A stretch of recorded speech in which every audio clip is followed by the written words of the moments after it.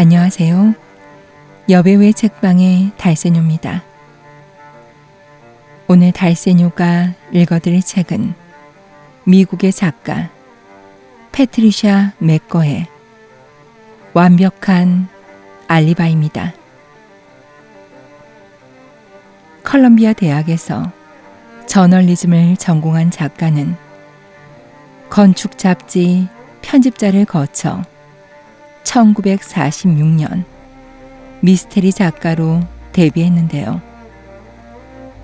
오늘 읽어드릴 완벽한 알리바이는 완벽하게 아내를 죽이려던 남자의 완벽한 몰락을 그린 단편 소설입니다. 그럼 달세뇨가 읽어드리는 완벽한 알리바이 시작하겠습니다.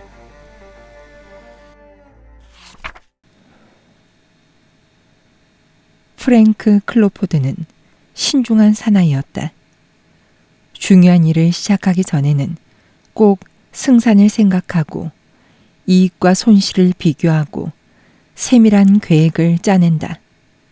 나름대로 노름도 좋아했지만 돈을 잃고 곤란을 겪을 정도로 큰 돈을 거는 일은 없으며 포커를 하더라도 인사이드 스트레이트를 노리는 일은 절대로 없었다. 따라서 그의 결혼 생활이 드디어 인내의 한계에 도달했을 때 자신의 가전회사가 세일즈 캠페인을 벌일 때와 같은 열을 올려 조심스럽게 취할 길을 생각했다. 결혼해서 20년 가까이 지난 지금 도리스에 대해서는 가벼운 경멸심 외에는 아무런 감정도 없었다. 처녀 시절의 통통하고 사랑스러운 몸은 중년이 되면서 뚱뚱해지고 볼품이 없어졌다. 부부가 함께 정성을 쏟을 만한 대상은 거의 없었고 교양을 높이려고 노력을 하는 도리스의 모습도 그의 눈으로 보면 더욱 따분한 인간이 되기 위한 노력으로밖엔 보이지 않았다. 그러나 주부로서의 재간은 대단해서 그가 집에서 식사를 할 마음이 들었을 때에는 기가 막힌 요리가 식탁에 오르곤 했다. 그는 다른 욕망을 해결하기 위해서 사무실 가까운 가게에서 일하는 매니큐어 미용사와 장기간에 걸친 계약을 맺고 있었다. 인지는 남자가 좋아할 만한 온순한 여자였으나 그 정도의 여자라면 어디든지 있을 것 같아서 두 사람의 관계를 법적으로 뒷받침하고 싶은 생각은 없었다. 도리스도 편안한 주부의 자리를 위협받지 않는 한 남편의 바람을 묵인하고 있었다. 이렇게 해서 많은 시간을 따로따로 보내면서 서로 아무런 불만도 없이 생활을 하는 패턴이 이루어졌다. 그러한 생활에 풍파를 일으킬 생각은 두 사람 다 없었으나 프랭크의 회사 광고를 담당하는 대리점에 주리 케이스먼트라는 아가씨가 취직을 했을 때 사정이 달라졌다. 주리는 사람을 의심할 줄 모르는 큼직한 다갈색 눈에 짧고 풍성한 검은 머리에 화사하고 자그마한 아가씨였다. 그녀를 데리고 저녁을 먹으러 나간 프랭크는 그녀와 헤어진 다음 묘하게 들떠있던 자신의 마음을 분석해 보려고 생각했다. 지금까지 한 번도 느껴보지 못한 감정이 마음속에서 소용돌이 치고 있었다. 우아한 마음이 앞서서 욕망의 톱날 같은 모서리는 떨어져 나가 있었다. 세상의 고통에서 그녀를 지켜주고 싶은 손을 대는 것조차 황송스러운 그런 기분이었다. 내가 연애를 하고 있구나 하는 결론에 도달했을 때 그는 아연해졌다. 생전 처음 여자에게 반한 것이다. 그러나 그가 이미 결혼했다는 것을 동료들을 통해 알게 된 주리는 그의 다음 데이트를 거절했다. 그래도 미련이 남은 듯한 말투였기 때문에 다시 한번 밀어붙이려고 했으나 소용없는 짓이었다. 굉장히 구시대 여자라고 생각하시겠죠. 하지만 전 그런 교육을 받고 자랐어요. 더 이상 선생님의 청을 받아들일 수 없어요. 라고 그녀는 말했다. 당신도 알고 있을 거야. 우리의 만남은 보통 만남이 아니었어. 그는 물고 늘어졌다. 당신을 좋아하고 있어, 주리. 어제 저녁엔 당신도 그렇게 생각하고 있는 줄 알았는데. 저도 좋아해요. 하지만 그런 얘기를 한다고 해서 어떻게 되는 일도 아니에요. 제발 더 이상 절 괴롭히지 말아주세요. 당신을 괴롭힐 생각은 전혀 없어. 그럼 그만 헤어져요. 얘기할 건 이제 없어요. 그녀가 수화기를 내려놓는 소리를 듣고 프랭크는 천천히 전화를 끊었다. 그렇게 귀엽고 마음 착하고 가냘픈 아가씨가 다시 있을까? 어떻게 해서든지 내가 그녀를 보호해주지 않으면 안 된다. 그날 밤 식사를 하는 자리에서 그는 처음으로 이혼 이야기를 꺼냈다. 또 어디 젊은 여자를 꼬셨군요. 도리스가 화가 나서 물었다. 내가 왜 그런 짓을 한단 말이야? 그럼 뭐 때문에 갑자기 헤어지겠다는 소리를 하는 거예요? 갑자기 얘기를 꺼낸 것도 아니잖아. 우리들의 결혼 생활은 몇 해 전부터 도저히 만족할 수 있는 상태가 아니었지 않소? 당신은 그렇게 생각할지 모르겠지만 난 만족하고 있어요. 당신이 어디 병아리한테 눈독을 들였다고 해도 난 이 생활을 바꿀 생각은 조금도 없어요. 도리스는 반론했다. 자리에서 일어난 그는 거리 반대편으로 차를 달려 인지의 아파트로 갔다. 마중 나온 그녀에게 인사도 하는 둥 마는 둥 부엌으로 성큼성큼 걸어가서 스카치를 큰 잔에 따라 마셨다. 무슨 일이 있었을까요? 인지가 물었다. 사모님한테 잔소리라도 들으셨어요? 그런 건 알아서 뭘 하려고. 어머, 왜 이러실까? 나하고 얘기하고 싶지 않으면 왜 오셨어요? 대답하는 대신 그는 인지를 끌어안고 상대가 놀랄 정도로 거칠게 입술을 댔다. 잠시 후에 그녀의 방을 나왔을 때 그의 신경은 어느 정도 가라앉아 있었으나 기분은 여전히 처진 대로였다. 그는 불쾌하게 생각했다. 나는 두 여자를 손에 넣었다. 형편없는 싸구려가 둘이다. 뚱보인데다가 어리석은 도리스. 가시 돋친 듯하고 탐욕스러운 인지. 그러나 주리가 있다. 상냥하고 사랑스러우면서도 손이 닿지 않는 곳에 있는 주리가. 잠자리에 들어서도 그는 이혼에 관한 일을 생각했다. 강력하게 주장한다면 도리스도 반대를 철회할지 모르겠지만 그 대가로 엄청난 위자료를 요구할 것이다. 부부의 공유 재산제를 인정하는 주에서 살고 있는 이상 그의 저금의 반은 도리스의 것이고 그 외에도 이혼 수당까지 지불하지 않으면 안 된다. 도리스에게 빼앗기고 남은 거스름 돈으로 서글프게 살기는 싫다. 여자로서의 격이 다른 주리를 번잡스러운 이혼 소동의 원흉으로 만드는 것도 싫다. 그러나 만약에 도리스가 죽어버린다면 어둠 속에서 그의 마음은 자신이 호라비가 되는 날의 공상 속에서 놀았다.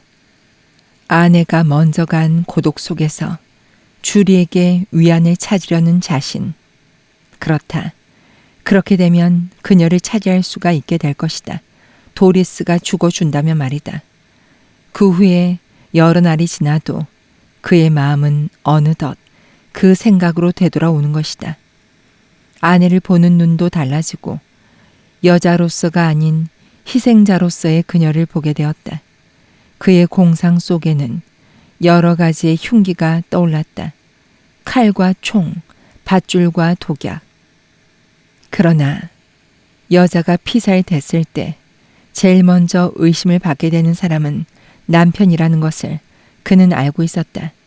그리고 수사 결과 그 결혼 생활이 순조롭지 못했고 게다가 남편에게 연하의 애인이 있다는 것이 판명되면 경찰은 그 이상 취조할 필요도 없을 것이다. 그러나 만약에 이혼도 살인도 안 된다면 무엇이 남을까? 주리가 없는 길고 따분한 생활뿐이다. 검출 불가능한 독약이나 그가 없을 때 아내의 머리 위로 무거운 물건이 떨어지면 좋겠는데 그러나 그것이 이룰 수 없는 꿈이라는 것을 그는 잘 알고 있었다. 도리스를 죽이면 교도소행, 이혼을 하면 내핍 생활, 도망갈 구멍조차 없는 함정에 빠져 들어간 꼴이다. 현실주의자인 그는 이런 현실을 가슴에 안고 이대로 살아갈 길을 택할 수밖에 없었다. 그러나 어느 날 오후 주리를 봤을 때 그의 생각이 달라졌다. 그녀는 잘 차려입은 젊은이와 나란히 걸어가면서 대화에 열중한 나머지 얼굴이 쳐들고 그 젊은이에게 시선을 쏟고 있었다. 그녀가 다른 남자와 함께 있는 광경, 그녀를 잃게 될지도 모른다는 생각은 살을 애는 듯한 고통을 그에게 안겨주었다.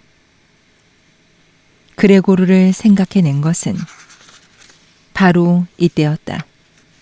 그레고르는 다운타운의 거리 모퉁이에서 신문 가판대를 내고 있었다.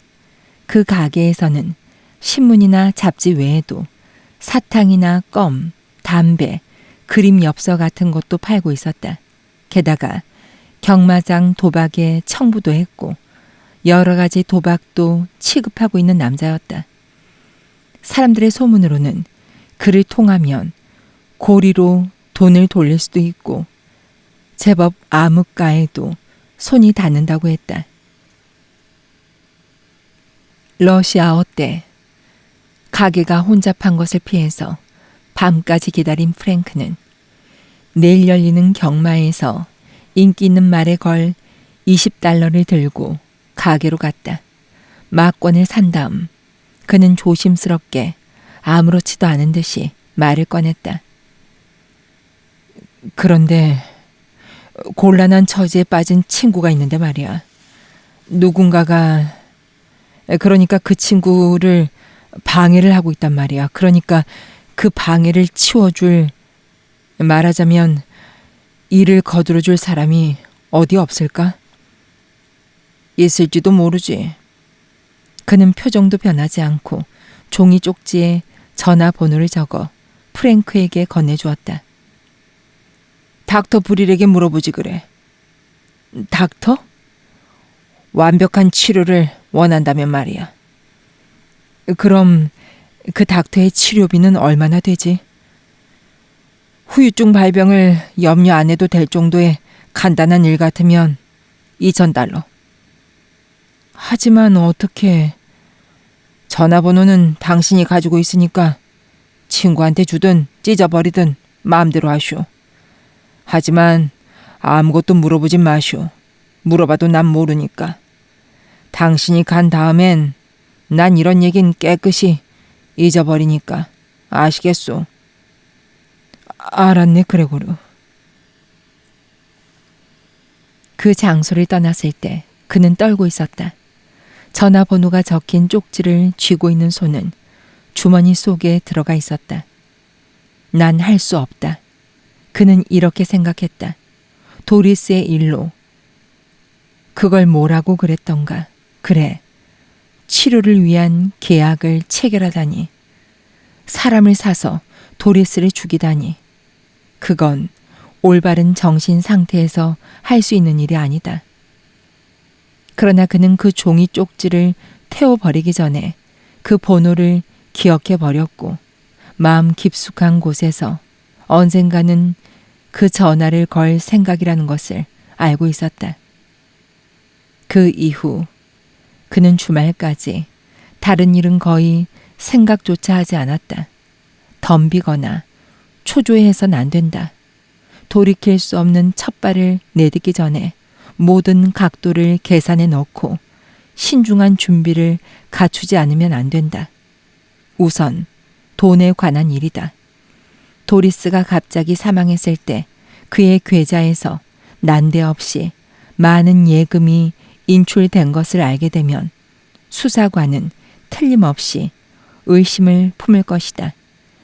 그것을 피하기 위해서는 돈을 조금씩 금속 상자 속에 넣어서 책상 맨 아래 서랍에 넣고 자물쇠를 채워두기로 하였다. 금요일 밤 늘 해오던 포코판에서 계속 딴 $300는 손도 대지 않고 그대로 그 상자 속에 들어갔다. 자금이 모이는 동안 그는 동기를 지워버리는 방법을 또는 동기를 알기 어렵게 하는 알리바이를 마련하기 시작했다. 도리스의 생일날에 다른 부부를 초대하여 거리에서 제일 가는 호텔에서 저녁 식사를 했다. 그 자리에서 그는 도리스에게 호박 목걸이를 선물했다. 그리고 그날 밤은 이것 보라는 듯이 애처가다운 행동으로 일관했다. 무슨 꿍꿍이 속이에요? 둘만 남았을 때 도리스가 물었다. 뭔가 속셈이 있어서 술수를 쓴다는 것쯤은 나도 알아요. 여보, 우린 일심동체가 아닌가? 우리 잘해보도록 합시다. 갓 결혼했을 땐 즐겁게 지낼 수 있었지 않소. 둘이서 노력한다면 그때로 돌아갈 수도 있을 거야.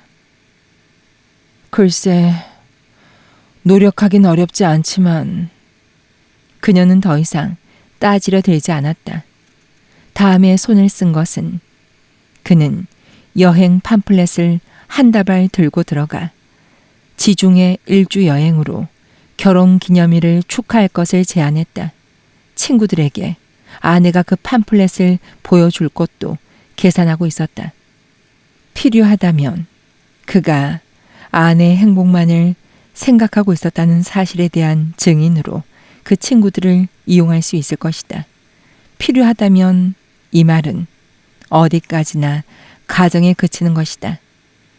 그레고르가 가르쳐준 전화번호를 돌릴 뻔한 일이 몇 차례 있었다. 그러나 그때마다 그는 멈추고 말았다. 드디어 결심을 한 것은 월요일 조간에서 한 가지 흥미로운 기사를 읽었기 때문이었다. 요즘 시가지나 교회에서 연속적으로 발생하고 있는 빈집 털이는 아무래도 동일인의 범행 같다는 기사였다. 모든 범행 수법이 비슷해서 경찰은 그렇게 판단했다는 것이다. 즉, 범행 현장 부근에서 몇 번 오토바이의 폭음이 들렸고 오토바이에 탄 사람의 그림자를 본 사람이 있다는 증언으로 그 빈집털이는 오토바이 살인마라고 불리게 되었다. 밤에 외출해서 돌아와 보면 돈이나 보석처럼 부피가 적고 값어치가 있는 것만이 깨끗이 없어져 있다. 그런 피해가 7건이나 계속됐다. 8번째 피해자는 마침 빈집털이가 들어와 있을 때 귀가해서 무거운 촛대로 얻어맞고 쓰러졌다.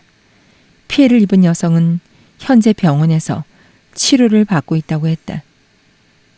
프랭크는 그 기사를 2번 읽고 하려면 지금 해야 한다고 생각했다. 정오 조금 전에 사무실 나와 사람이 없는 공중전화 부스에 들어갔다. 답신 서비스입니다 라는 소리가 들리자 그는 닥터 브리를 바꿔달라고 부탁했다. 성함과 전화번호를 말씀해 주십시오. 닥터가 전화를 드리겠습니다. 이름은 스미스입니다. 그렇게 말하고 프랭크는 전화기 위에 쓰인 전화번호를 읽어주었다.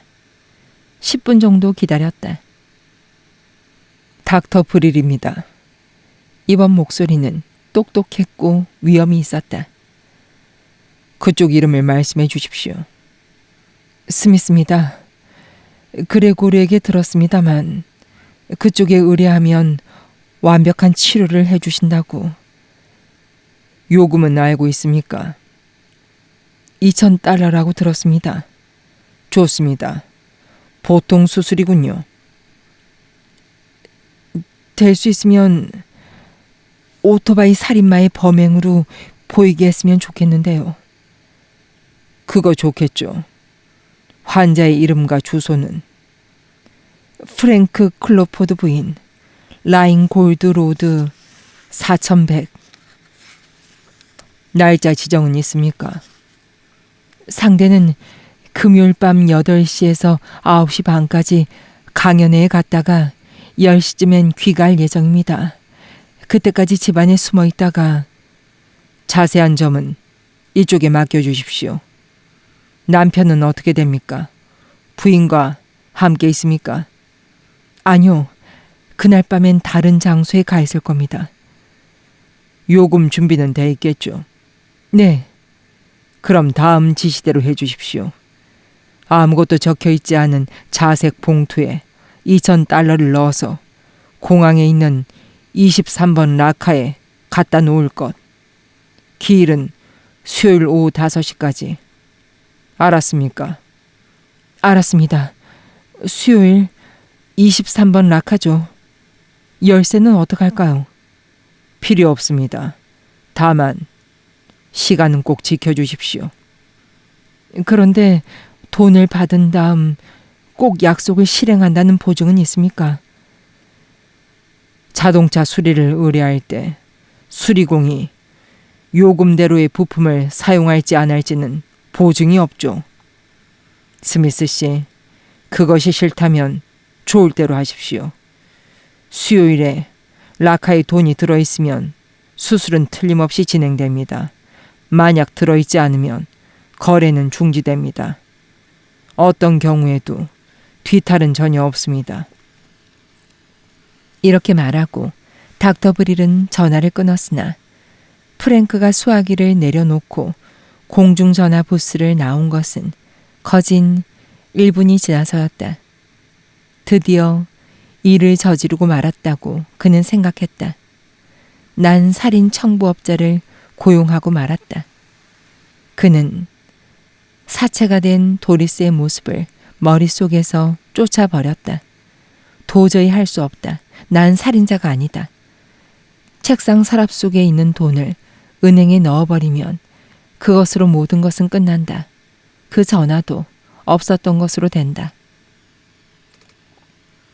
그러나 수요일이 됐을 때 주리가 광고의 레이아웃을 보여주러 왔을 때 프랭크의 욕망은 다시 꿈틀거리기 시작했다.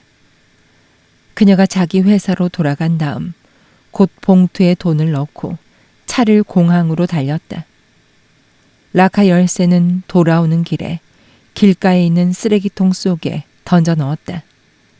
이제 뒤로 되돌아갈 수는 없었다. 목요일, 그는 여행사에 들러서 도리스가 선택한 유람선을 예약했다. 그날 밤 유람선을 예약한 얘기를 듣자 도리스는 어린애처럼 좋아했다. 모든 손은 다 써놨다.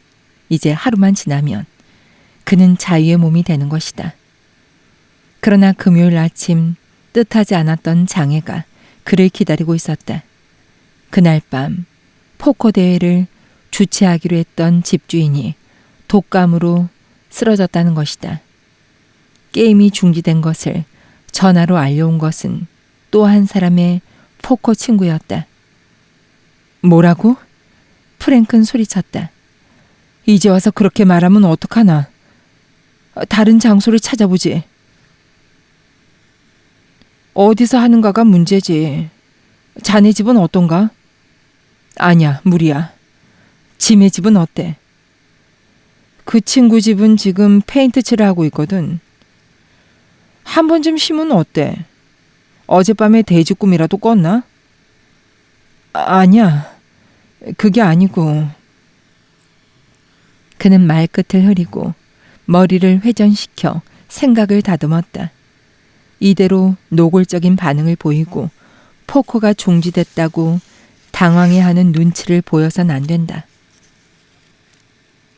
실은 집사람이 오늘 밤 미술 관련 강연회에 가는데 포커가 중지된 것을 알면 같이 가자고 그럴 거란 말이야. 그것도 곤욕이겠군. 상대 남자는 낄낄거리며 웃었다.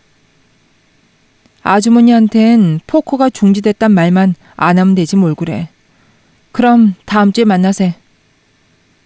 프랭크는 이미 침묵하고 있는 전화를 가만히 바라봤다. 빌어먹을. 어쩐지 너무 잘돼 나간다 했더니 어디선가 차질이 생길지도 모른다는 것을 미리 알고 있어야 하는 것인데. 자, 어떻게 하면 좋은가? 수술 중지나 연기를 신청할까? 그러나 다른 모든 준비는 다 돼 있는 것이다. 도리스와 내가 따로따로 외출할 날을 기다리려면 몇 주 후에나 될 것이다. 그리고 불일에게 지불한 돈은 다시는 돌아오지 않을 것이다. 어쨌든 지금은 침착하게 생각하는 것이 제일이다. 요컨대 알리바이가 없어진 것뿐이 아닌가. 결국 밤까지 또 하나의 다른 알리바이를 만들어내면 되는 일이 아닌가. 그러나 어떠한 안도 곧 폐기되고 말았다. 무엇을 하든지 그것은 그의 성격에 들어맞아야 한다. 부자연스러운 행동을 한다면 조작된 알리바이라는 것이 금세 탄로나고 말 것이다. 그는 영화 팬도 아니었다. 볼링이나 당구도 하지 않았다. 친구나 단골 손님은 저녁이 아니라 점심에 초대하는 것이 보통이다. 이상하다는 생각을 주지 않고 함께 지낼 수 있는 사람은 한 사람도 없었다. 다만 인지는 그렇지도 않았지만 이렇게 생각했을 때 그는 얼굴을 찡그리며 빙그레 웃었다. 그렇다. 인지라면 극히 자연스러운 상대다. 그러나 알리바이로선 쓸모가 없다. 아내가 피살이 됐을 때 그가 함께 있었다는 정부의 증언을 누가 믿는단 말인가. 그러나 그렇다고 하더라도 그는 조금은 집착하는 듯했다. 포커 게임이 취소되어서 인지를 찾아간다는 것은 자연스러운 일이다. 가령 그녀를 공공장소로 데리고 나가서 그 일이 집행되는 결정적인 시간에 두 사람의 모습을 다른 사람에게 보이고 그것이 그들 두 사람이라는 것을 확실하게 인상 지어줄 수 있다면 문제는 일거에 해결되는 것이다. 그는 기분을 고쳐먹고 전화기를 들었다. 데이트 약속을 하고 나서 생각을 해보니까 단순한 알리바이 이상의 일도 할 수 있다는 것을 알았다. 오늘 밤에 인지에게 두 번 다시 만나지 않기로 한다는 선언을 하고 두 사람의 관계를 청산해 버리면 되는 것이다. 그렇게 되면 과거에 유한이 없는 깨끗한 몸으로 주리와의 새로운 생활을 시작할 수가 있다. 또 하나 중요한 일은 그렇게 함으로 해서 도리스와의 결혼 생활을 다시 시작하는 척 한다는 계획에 또 하나의 진실성을 보탤 수가 있다. 그는 하루 종일 모든 세부 계획이 완벽해질 때까지 안을 짜냈다. 그리고 세면장의 거울을 향해서 놀라움과 비관이 뒤섞인 경찰에 보이기 위한 아내를 잃은 남편의 표정을 열심히 연습하기도 했다. 사무실에서 돌아올 때의 그는 포커 게임의 취소가 실제적으로 행운이었다는 것을 믿게끔 되어 있었다. 그는 귀가의 타이밍을 계산해서 도리스와 함께 강연회에 가는 도리스의 친구가 그녀를 데리러 오기 몇 분 전에 집에 도착했다. 그리고 도리스를 차가 주차되어 있는 곳까지 배웅하고 승용차의 문을 열어주었다. 즐거운 시간 보내고 와요. 그는 두 사람에게 말했다. 단단히 교양을 쌓고 와요. 외국의 미술관에 갔을 때 많은 도움이 될 거야. 아 참, 우리가 배로 여행을 하기로 한 것 도리스한테 들었어요. 네, 얼마나 좋겠어요. 그럼 나중에. 그는 승용차 문을 닫고 손을 흔들어 보이며 떠나가는 차를 만족스럽게 전송했다. 감동적인 이별이었다는 것은 나중에 그녀의 친구인 수 파렐이 경찰에 증언해 줄 것이다. 그리고 조금 있다가 그는 인지의 집으로 향했다. 집 뒤에 빈터에 차를 세우고 차문을 잠갔다. 그러나 일부러 전조등은 끄지 않았다. 인지는 개조한 오래된 집 1층에 살고 있었다. 그는 뒷문을 놓고 하려다가 깜짝 놀랐다. 인지가 그대로 켜둔 전조등을 보면 끄고 오라고 할 것이다. 하마터면 실수를 할 뻔했다. 그는 당황해서 급히 현관으로 향했다. 술을 마시며 두 블록 앞에 있는 레스토랑에 자리를 예약해 둔 것을 얘기했다. 그 스페인 요리 가게 말이에요. 인지는 불만스러운 듯이 말했다. 그 집보단 훨씬 좋은 가게가 있는데 절약을 하기 위해서 그러는 거예요? 연주를 아주 잘하는 기타리스트가 나온다고 그래서 한번 들어두는 것도 좋다고 생각해서 그랬어.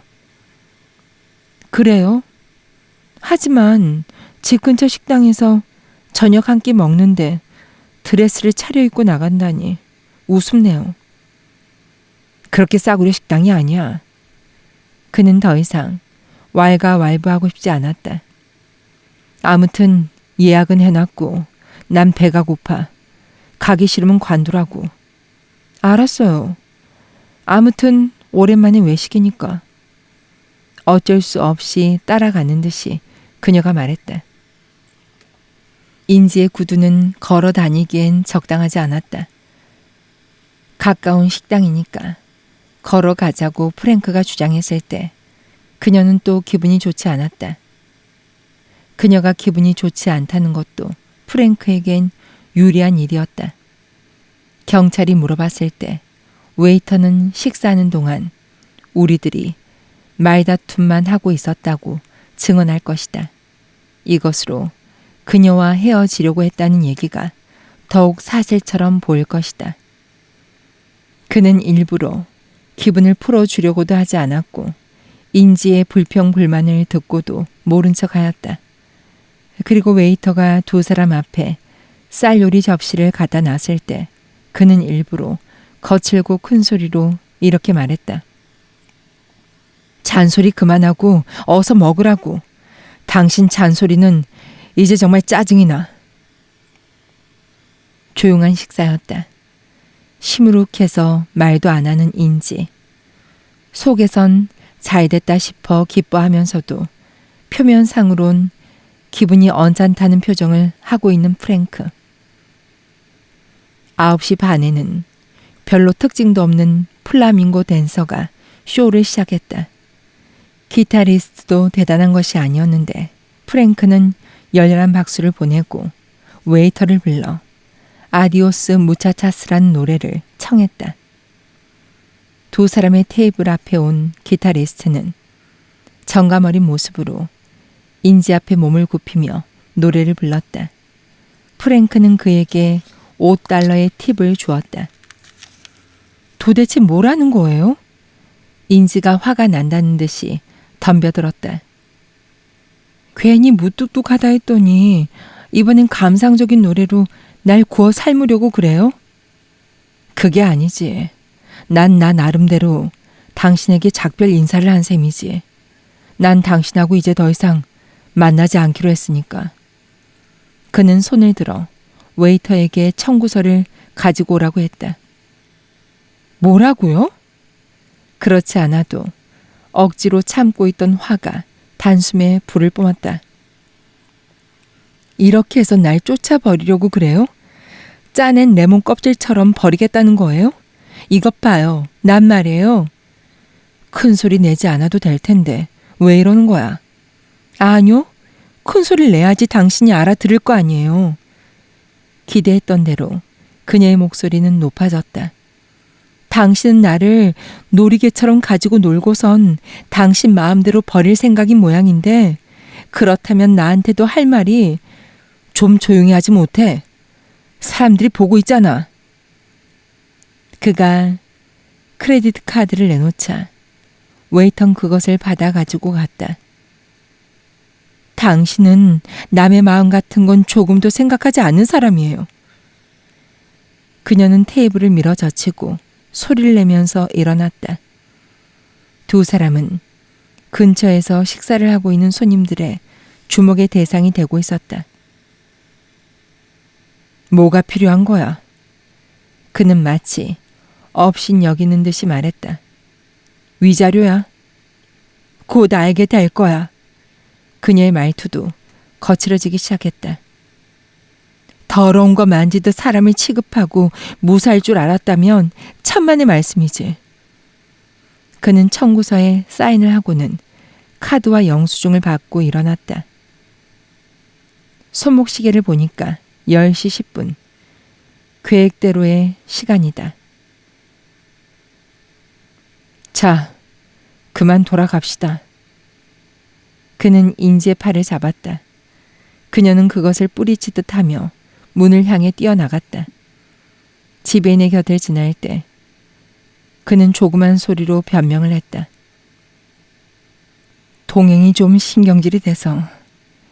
인지의 뒤를 따라 거리에 나오자 그는 두세 걸음 늦게 그녀의 아파트로 걸어갔다. 집에 도착한 그녀는 집 안으로 뛰어 들어가면서 거칠게 문을 닫았다. 이것으로 그에겐 모든 것이 충분했다. 이 계획으로 그녀의 역할은 끝났고, 게다가 그런 줄도 모르고 그녀는 명배우처럼 연기했다. 그는 뒷골목의 공터로 돌아갔다. 차는 어둠 속에서 전조등도 이미 꺼져 있었다. 운전석에 앉아 열쇠를 꽂고 시동을 걸려고 했으나 엔진은 움직이지 않았다. 계획대로 배터리가 나간 것이다. 골목을 나와 다음 블록까지 걸어가서 24시간 영업을 하는 편의점으로 들어갔다. 차가 고장이 나서. 안에 있는 공중전화 부스를 향하면서 그는 점원에게 말을 걸었다. 이런 시간이면 수리는 어려울 겁니다. 아니, 괜찮아. 차는 그대로 아침까지 놔두기로 하고 전화로 택시를 불러야겠어. 공중전화 부스에 들어간 그는 유혹을 견디지 못하고 자택의 전화번호를 돌려봤다. 이미 일은 끝났을 것이다. 집안에서 울리는 전화벨 소리를 그는 숨도 쉬지 않고 듣고 있었다. 10번까지 셌다. 응답이 없다. 그는 만족하고 이번엔 택시 회사를 호출해서 편의점의 주소를 알려주었다. 공중전화 부스를 나왔을 때 그는 온몸이 땀에 젖어 있는 것을 알고 깜짝 놀랐다. 손수건으로 땀을 닦으며 카운터로 가서 커피를 주문했다. 커피가 나와 잔을 입으로 갖다 대려고 했을 때 손이 떨려 커피의 반이나 카운터에 엎지르고 말았다.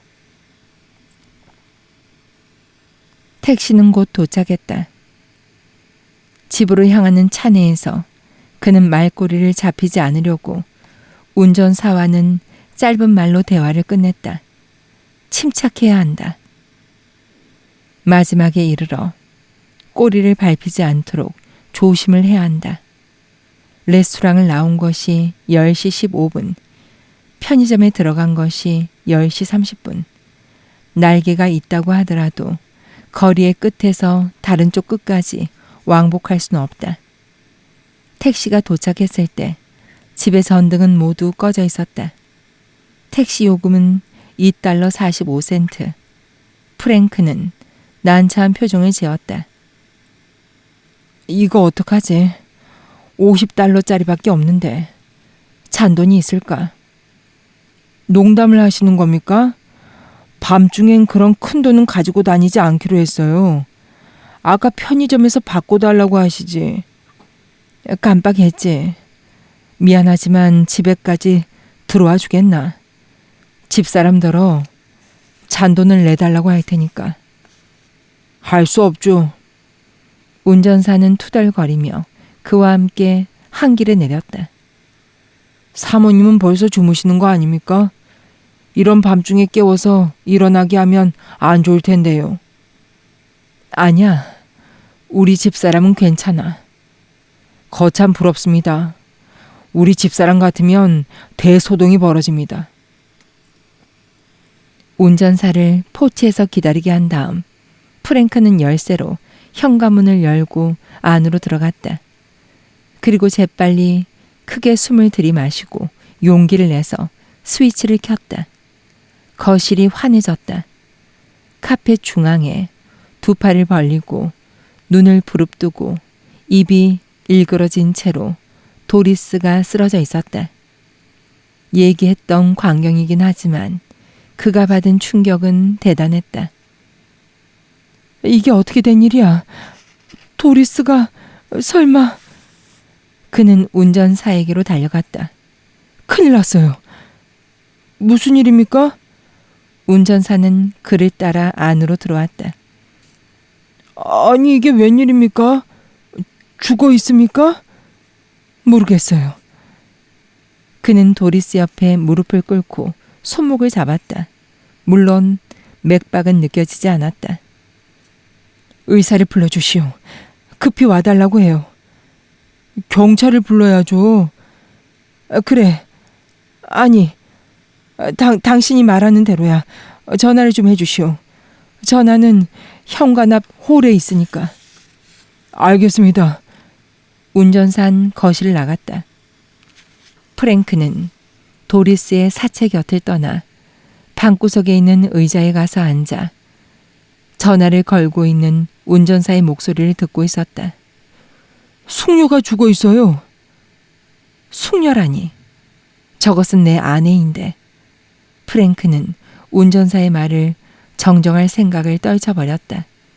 이제부턴 정신이 혼미해서 비탄에 젖어 있는 남편의 역할을 연기하고 어떻게 오늘 저녁을 지냈는지 사실 그대로 경찰에게 말해야 한다. 운전사가 방 안에 들어왔을 때 프랭크는 의자에 앉아 두 손으로 얼굴을 감싸고 있었다. 곧 온다고 합니다. 운전사가 말했다.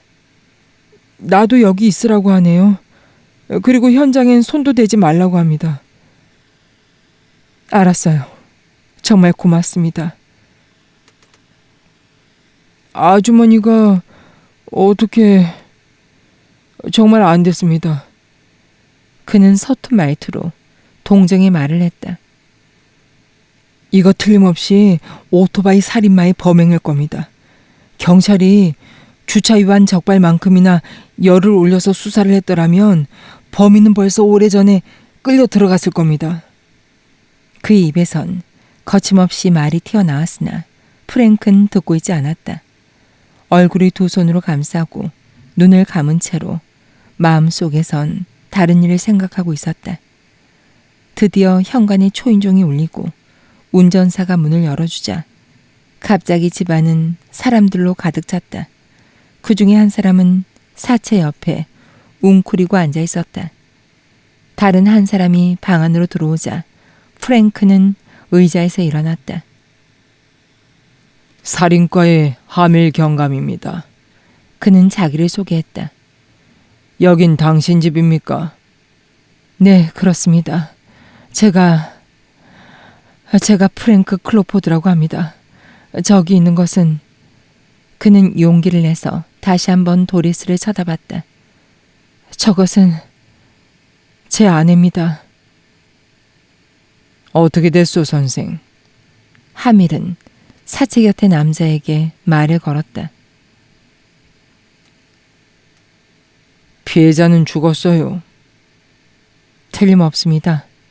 남자는 침착하게 말했다. 아마 둔기로 머리를 강타당한 모양이에요. 그래요. 다들 해야 할 일을 알고 있을 테지. 하밀 경감은 형사들에게 말했다. 어디서 조용히 얘기할 장소가 있을까요, 클로포드 씨? 서재로 오시죠. 전 어떻게 되는 거죠? 운전사가 항의했다. 그만 돌아가야겠는데요. 그렇지 않으면 오늘 밤엔 완전히 공치는 겁니다. 당신은 사건과 어떤 관련이 있는 거죠? 이 사람을 집에까지 태워다 줬습니다. 사체를 발견했을 때 저도 같이 있었죠. 경찰에 전화를 한 것도 저였습니다. 아, 그렇군. 아직 택시 요금을 안 줬군. 프랭크가 생각난 듯이 말했다. 돈이 있는 곳은 도리스의 손에서 조금 떨어진 곳에 떨어져 있는 핸드백을 보고 프랭크는 말을 잇지 못했다. 나중에 청구서를 보내게. 하밀이 거들어 주었다. 크랜시 형사, 운전사한테서 얘기를 들어보고 끝나거든 보내주게. 클로포드 씨, 서재로 안내해 주실까요? 거실보다 약간 좁은 그 방에는 빈집 털이가 뒤진 흔적이 역력했다. 반쯤 열려져 있는 책상 서랍, 그대로 열려있는 장롱의 문짝. 이것 보라는 듯이 흐트러 놓은 것이 아니라 집안을 뒤졌다는 흔적을 남길 정도로 적당히 흐트러져 있었다. 여기엔 귀중품이나 현금 같은 것이 있었습니까? 하밀 경감이 물었다. 아니요. 아참. 그는 갑자기 어떤 사실을 알았다. 왜 그러세요? 없어진 거라도 생각이 났습니까? 이 방은 아닙니다만 처음 집사람을 발견했을 때 손목을 잡아봤어요.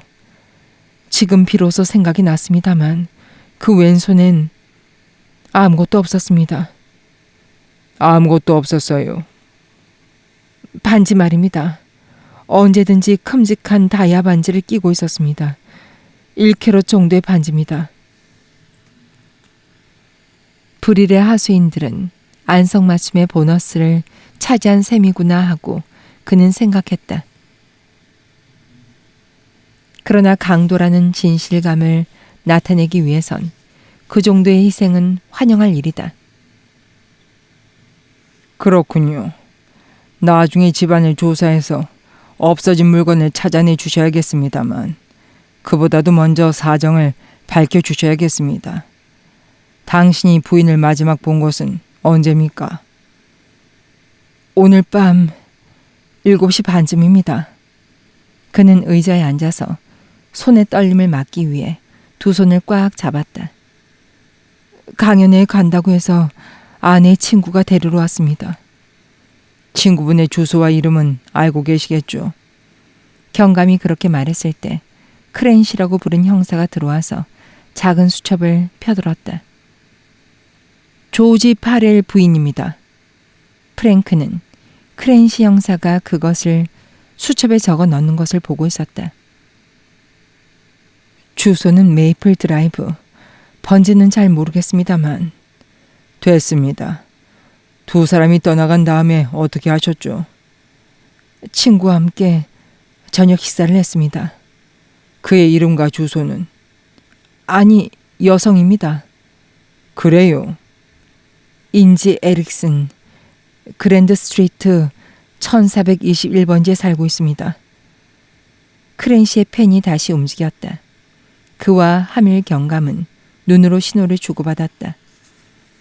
경감님, 솔직히 말씀드리겠습니다만 프랭크는 곤혹스러운 표정을 숨기려고도 하지 않았다. 인지와 저는 단순한 친구 사이가 아니었습니다. 우리들은 말하자면 애인 관계였습니다. 하지만 이제 끝났습니다. 오늘 밤에 만난 건 바로 그 때문이었습니다. 말하자면 지금까지의 관계를 청산하기 위해서 만난 것입니다. 그렇습니까? 경감의 목소리엔 믿고 있는 것인지 아니면 의심하고 있는 것인지 어느 쪽인지 아리송한 인상이었다. 그건 어떤 의미죠? 솔직하게 다 말씀드리겠습니다만 집사람과 저는 사이가 좋지 않은 그런 시기가 있었습니다. 전 좋은 남편이 아니었습니다. 세상에 흔히 있는 얘기죠. 하지만 최근엔 두 사람이 노력해서 그 효과가 나타나기 시작했습니다. 제2의 신혼여행으로 유람선 여행도 계획하고 있었습니다. 도리스도 기쁜 마음으로 기대를 하고 있었는데, 하지만 집사람은, 도리스는... 프랭크는 말을 못하고 두 손으로 얼굴을 가리고는 얼마 동안 움직이지 않았다. 얼마 후 고개를 든 프랭크는 애써 미소를 지어 보이며 실례했습니다 라며 말을 이었다. 어쨌든 간에 이런 일을 인지에게 얘기하려고 했던 것입니다. 잘 알겠습니다. 그러나 그 목소리엔 회의의 빛이 나타나 있었다. 그러니까 이렇게 됐다는 거죠, 클로포드 씨.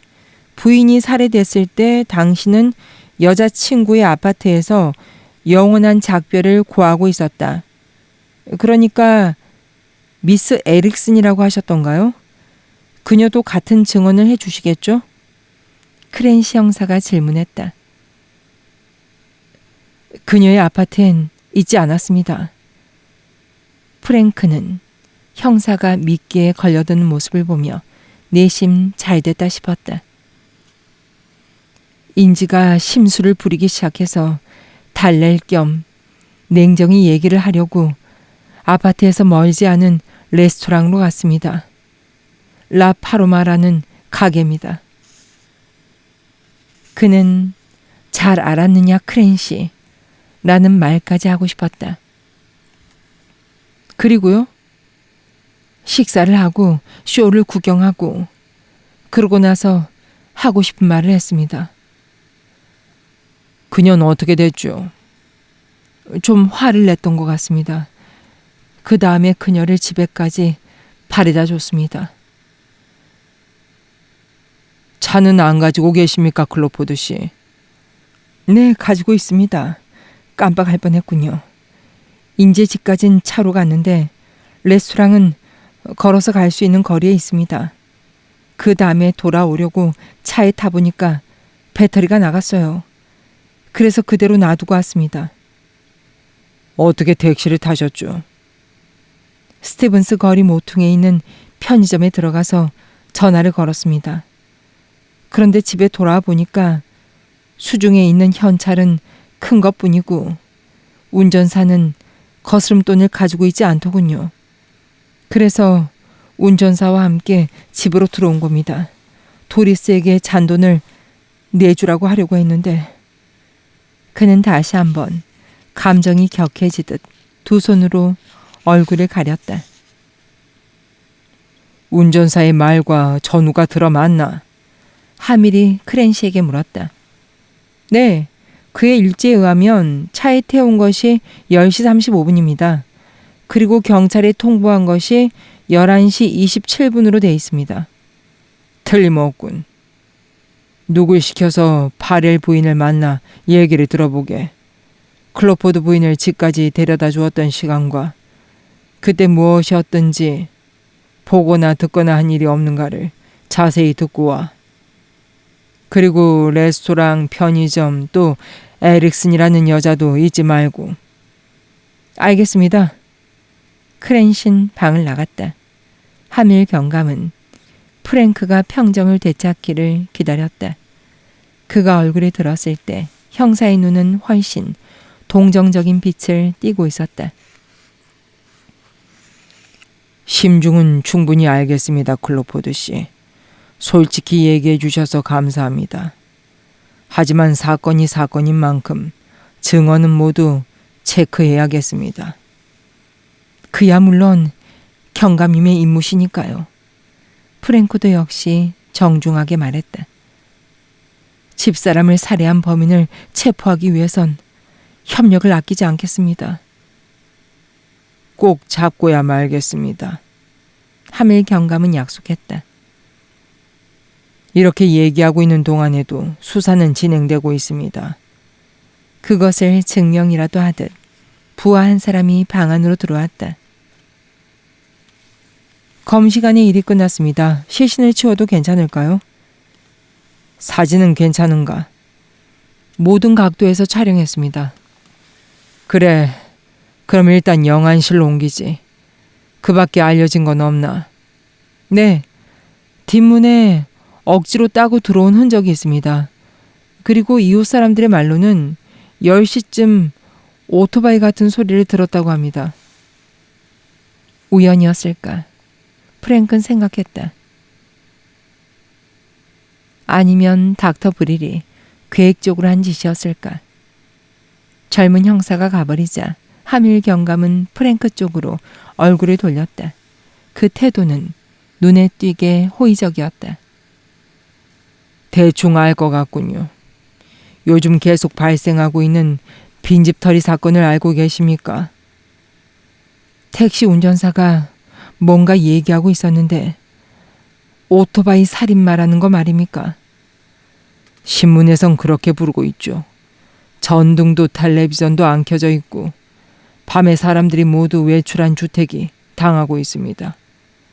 도난 당하는 것은 주로 현금이라든가 보석이라든가 오토바이로 가져갈 수 있는 작은 물건들입니다. 집사람의 반지 같은 것도 그렇겠군요. 그렇습니다. 그 밖에 무엇이 도난 당했는지 조사해 볼까요? 하밀 경감의 앞에 서서 프랭크는 계단을 올라가 도리스의 침실로 들어갔다. 서재와 마찬가지로 거기도 흩어져 있었다. 보석함이 열리고 속에 들어있던 물건이 침대 위에 흩어져 있었다. 대부분이 모조품이었습니다만 프랭크가 말했다. 그중엔 진짜도 좀 들어있었습니다. 호박 목걸이라든가 금팔찌라든가. 그는 흩어져 있는 장신구를 찾아봤다. 양쪽 다 없어졌군요. 값어치 나가는 것만 훔치고 가짜 물건은 내버려 두었군요. 물건을 보는 눈이 있는 모양이군요.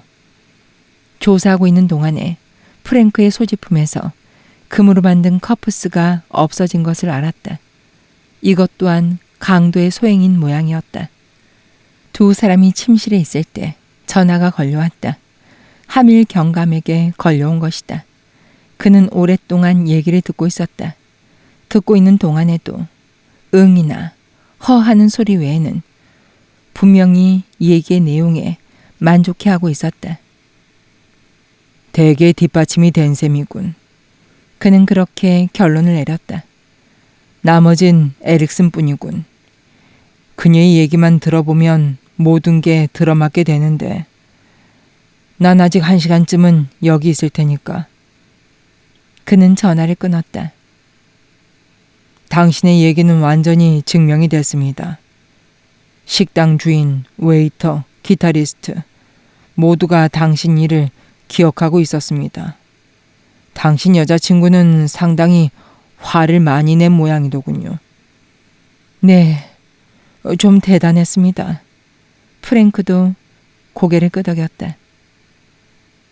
편의점의 점원도 기억하고 있더군요. 물론 택시 회사의 기록에도 당신의 전화 기록이 남아 있었습니다. 파렐 부인의 증언도 들으셨나요? 네. 9시 반에 강연회가 끝났고 부인을 여기까지 데려다 준 것은 바로 그 후였답니다. 집안은 캄캄했고 수상한 일은 아무것도 없었다고 하더군요. 별로 단서가 못 되는군요. 그렇죠. 하지만 적어도 시간 면에서 본다면 이것으로 당신은 용의권 외에 노이가 되는군요. 그럼 실례하고 난 일을 좀 더 해야겠습니다. 집안을 조사해서 지문이라든가 단서가 될 만한 것을 찾아내야 하니까요. 다른 사건에서 범인은 단 한 가지도 단서를 남겨놓지 않았는데 이쪽이 운이 좋으면 뭔가 실수를 저지를 때도 있으니까요. 아참, 쉬시고 싶으시면... 아닙니다. 괜찮아요. 잠이 올 것 같지도 않습니다. 방해는 안 할 테니까 어서 일을 시작해 주십시오. 경감이 다른 형사들과 합류하고 프랭크는 혼자서 2층으로 올라갔다. 당신은 용의권 밖에 있게 됩니다. 당신은 용의권 밖에 있게 됩니다.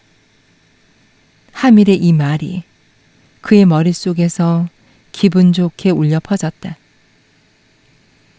밤새도록 긴장해 있던 신경을 행복감이 적셔주었다. 난 용의권 밖에 있는 것이다. 도리스에게서 도망갈 수가 있었다. 용의에서 벗어날 수가 있었다. 치른 대가는 $2,000와 다이아 반지, 그리고 호박 목걸이와 금팔찌, 게다가 커프스.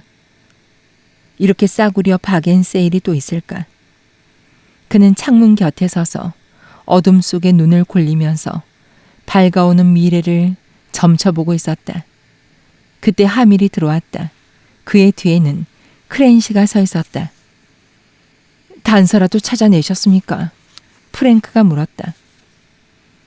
집 안에는 없었습니다만, 하밀이 말했다. 그러나 사태의 진전이 있었습니다. 한 가지 물어보겠는데요.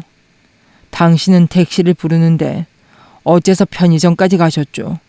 당신 여자친구 집에 전화를 빌리지 않았던 것은 무엇 때문이었죠? 심한 말다툼을 했다는 걸 말씀드렸죠. 더 이상 그녀의 아파트엔 들어가고 싶지 않았습니다. 그럴 테죠. 편의점 점원의 말을 빌리면 당신은 몹시 초조해하면서 커피를 반 이상이나 카운터에 엎질렀다고요. 그건 좀 흥분했기 때문이겠죠. 인지와 그렇게 싸우고 난 다음에 자동차 배터리까지 나가버렸으니까요. 택시 운전사는 당신이 안절부절 못하면서 침착하지 못했다고 하던데요. 그랬는지도 모르죠. 하지만 무슨 얘기를 하고 싶은 거요? 경감님, 집사람 살인 사건과 무슨 관계가 있다는 겁니까? 부인 사건 말입니까? 아니요. 아무 관계도 없습니다. 부하가 미스 에릭슨의 증언을 들으러 간 것은 알고 계시죠? 당신이 그렇게 명령하는 것을 들었으니까요. 방에 벨을 눌러도 대답이 없고 전화를 걸어도 나오지 않더군요. 부하는 걱정이 됐습니다. 남자에게 버림받은 다음 절망해서 약을 다량으로 먹거나 가스에 마개를 틀어놓고 있는 여자도 있다니까요. 인지에게 무슨 일이 있었다는 겁니까? 그건 당신이 더 잘 알고 있을 텐데요.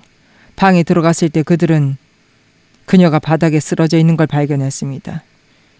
흉기가 된 노수로 만든 무거운 북엔드는 바로 옆에 떨어져 있었고, 하밀은 다그쳤다. 그럼 그녀는 죽었어, 클로포드. 아니, 그럴 리가 없어요. 그렇게 되다니. 그녀는 레스토랑에서 당신을 매도했어. 그리고 협박을 했어. 10사람 이상이 그것을 듣고 있어서 둘이서 아파트로 돌아왔을 때 싸움은 절정에 달했지. 그녀는 점잖게 물러날 생각은 없었어. 당신을 공갈할 건덕지를 가지고 있었을 테지. 당신은 북엔드를 들고 그녀의 머리를 내려쳤어. 어때? 틀림없지? 아니에요. 그럴 리가 없어요. 난 아파트엔 안 들어갔어. 그 여잔 바로 내 코앞에서 문을 쾅 하고 닫았다고요. 그는 말을 끊고 그 당시의 일들을 떠올리려고 했다. 밖에 서 있는 자신, 어두운 집 안으로 혼자 들어가는 인지. 범인은 안에 있었어요. 오토바이 살인마가 범인이야. 우리들이 레스토랑에 간 사이에 들어와 있었을 거야. 그놈이 물건을 훔치고 있을 때 인지가 돌아와서 그래서 살해된 게 틀림없어. 계획이 제대로 됐으면 우리도 그렇게 믿었을 테지만. 하밀이 다시 다그쳤다. 당신은 거기서 오토바이 살인마의 수법을 흉내낸 거야. 거의 성공할 뻔했는데 진짜 살인마 덕택에 틀려버렸어. 오토바이 살인마가 오늘 밤 10시 이 집에 들어왔다는 것은 알고 있어. 그런데 한 사람이 같은 시각에 두 군데 장소에 나타날 수가 있을까? 어떤가, 클로포드 씨?